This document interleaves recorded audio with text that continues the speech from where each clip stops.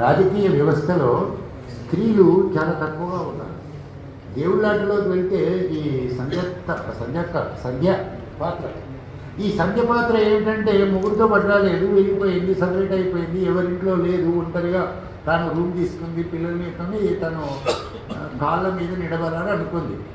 కానీ ఆమె ఏమనుకుందంటే దేవుడి దగ్గర కొబ్బరికాయలు కొడతారు కనుక ఇప్పటికి కూడా కళ్ళు మామూలు మీ అందరికీ తెలియదా, సంవత్సరానికి ఒకసారి కళ్ళు ఈత చెట్లు తాటి చెట్లు పెట్టినట్టు కానీ దేవుళ్ళ దగ్గర కొబ్బరికాయలు మిగతా వెళ్ళడానికి ఒక ఉంటారు.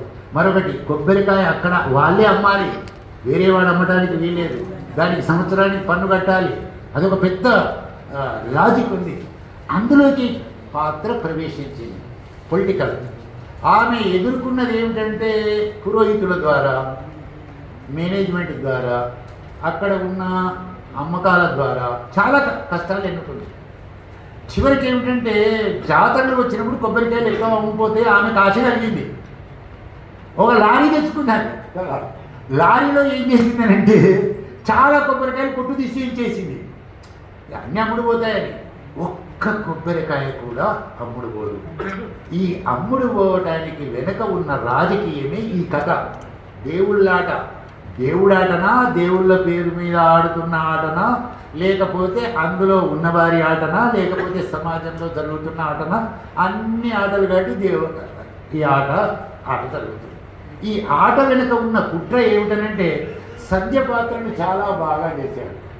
కొబ్బరికాయలు పొట్టు తీసేస్తే మురిగిపోతాయట. అయ్యో ఇవన్నీ పోతాయి కదా, ఎంతో ఇంత బతుకుదామనుకుంటే ఇది వచ్చింది కదా అనుకుంటుంది. చాలామంది ఏం చెప్తారు, కానీ ఆ ఎండింగ్ దగ్గరికి వచ్చినప్పుడు ఆమె కొబ్బరికాయలన్నింటినీ లారీలు ఎక్కించుకొని హాయిగా ఇంటికి వెళ్తుంది. అంటే ఇక్కడ ఇది ఒక కుట్ర జరుగుతూ ఉంది. నేను తీసుకొని వెళ్తున్నాను కానీ కుట్రను ఎట్లా భగ్నం చేయాలని వెళ్తుంది, కానీ ఏడ్చుకుంటూ వెళ్ళలేదు ఆ పాత్ర. ఒక అద్భుతమైన కథలు ఇందులో. ఎందుకు వచ్చామో సముద్రం మధ్యలోకి వచ్చాము, పడవికి చిల్లుబడి ఖచ్చితంగా స్త్రీ పాత్రలో ఒక